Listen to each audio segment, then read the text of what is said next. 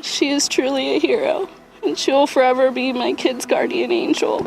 I thought this would never happen, especially at a temple. All I could really see was black and orange flames everywhere. These 5 kids showed the kind of bravery that you would expect to see from your favorite heroes. Our last story brought a tear to our eyes. Number 5, 8-year-old saves brother. I fortunately am very lucky that I still have my son Owen with me. In a small Washington town, 3 siblings were left unattended at a playground by their babysitter. It was then that a young man approached and tried to befriend them. He said he's nice to kids. But the man grabbed 2-year-old Owen Wright and took off. Surveillance from a grocery store recorded the abductor, followed by Owen's siblings, an 8-year-old sister and a 10-year-old brother, both screaming for help. Attempted kidnapping that was all caught on tape. 2 teens helped chase the suspect until he left Owen down in a vacant lot and escaped. When you kind of pick up, there's a girl running behind him.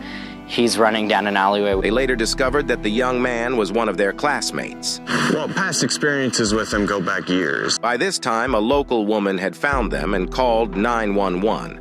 A man grabbed a 2-year-old baby child. A neighborhood search ensued, and the footage from the grocery store was sent to an FBI lab. It wasn't until Owen's sister identified the suspect in a photo that he was arrested on a second-degree kidnapping charge. His identity was withheld because he was a 15-year-old minor. Not only is my family safe, but other families are going to be safe. The young man pled guilty in juvenile court and was sentenced to more than a year in juvenile detention. That was what saved that baby. Number 4, 5-year-old saves mom and brother after car wreck. Angela Szymanski was driving home with her kids when she fell asleep at the wheel, sending the car down a 40-foot embankment of the Canadian Rockies. I put a CD with lullabies on for the kids to go to sleep. The car crashed against a tree, knocking Angela unconscious and breaking her back. It was then that 5-year-old Lexi woke up. She woke up to the baby crying. He was 10 weeks old. Lexi unbuckled her seatbelt, something she has apparently only done a few times before, kicked open the jammed door, and climbed up the embankment with bare feet. She made it to the road and flagged down a vehicle. She was standing on the edge of the road and just trying to get traffic to stop. As help was on the way, a former firefighter, Richard Nowicki, climbed down to the crash site. Looked like the vehicle had rolled. Paramedics reached Angela and had to resuscitate her twice on the way to the hospital. Baby Peter needed emergency neurosurgery to alleviate brain trauma. Angela eventually had part of her spine fused and was able to walk again with a cane. Lexi was awarded the Medal of Bravery by the Governor General.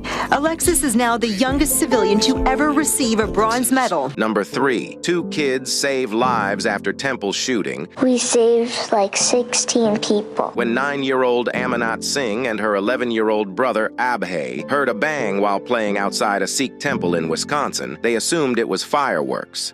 I thought this would never happen, especially at a temple. But then, the siblings saw a man reloading his semi-automatic pistol and shoot 2 members of the temple. Time just froze, and we were like seeing it like in like slow motion, kind of like it's like fate is giving us time to like go and warn everybody rather than just sitting there. They kids then ran inside to warn members of the congregation who had gathered to cook a meal. There's a guy with a gun. Hide. At first, they didn't believe the kids, but as gunfire drew nearer, they realized it wasn't a joke. After they heard, then again when he came inside, he shot a person, then they believed us. One group hid in the basement while a dozen people crammed into a pantry, hiding Amanat and Abhay from view. With the door unable to lock, some members held the door shut with their hands. Others called the police. Bullets were flying through the temple, but the shooter didn't think to check the pantry. The children's parents, who were at a nearby store, returned to see police on the scene. There's a balding male with glasses may have gone inside with a gun and there were shots fired. From the pantry, people began to smell something burning. Food was left on the stove. They began to worry that a stray bullet might spark an explosion. Eventually, the shooting stopped.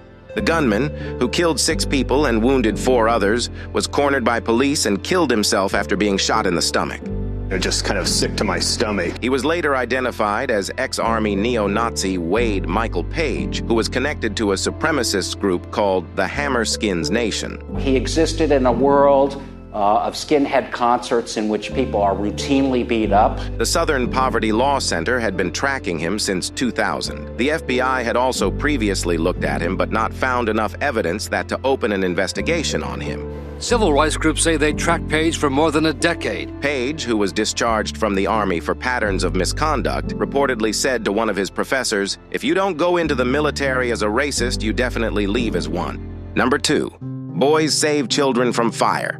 10-year-old Isaiah Francis and 11-year-old Jeremiah Grimes saved 2 babies from a fire. The pair were playing video games when they noticed a fire had broken out in the mobile home next door. Upon running outside to help, they saw 19-year-old Luis Cruz outside looking for water. We asked him if there was any kids in there. He said yes. We said where? He said in the kitchen. However, another source said Luis insisted that children were not in the house. The boys, who had been trained to call help in case of a fire, called 911. Then instinct took over, and the boys plunged into the house. In what felt like 150 degrees, Isaiah grabbed a toddler, and Jeremiah grabbed a baby, which the fire had almost reached by this point. All you could really see was black and orange flames everywhere. The firefighters arrived and saved 2 other kids from the burning home, a 5- and 2-year-old who were unconscious in another room. They were taken to the hospital in critical condition. 2 young boys hailed as heroes. Isaiah later explained that he has wanted to be a fireman since he was 5 years old. Sadly, one of the boys died due to smoke inhalation. An investigation opened into why Luis, the stepfather of the 2 children, didn't evacuate the children from the home. What did he say to you after you pulled those 2 kids out?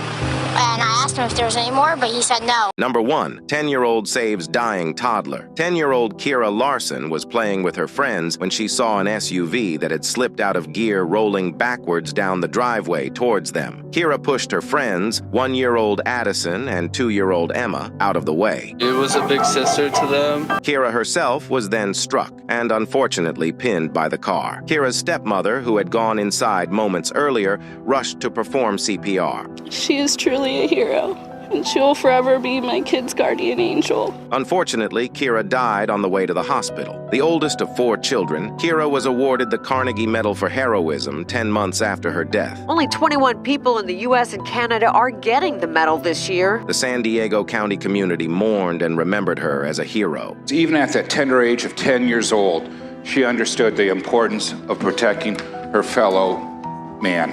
Thanks for watching this episode of Crime 101. What was the story that choked you up the most? Any story in particular that we missed out? Let us know in the comments, and we hope to see you next time.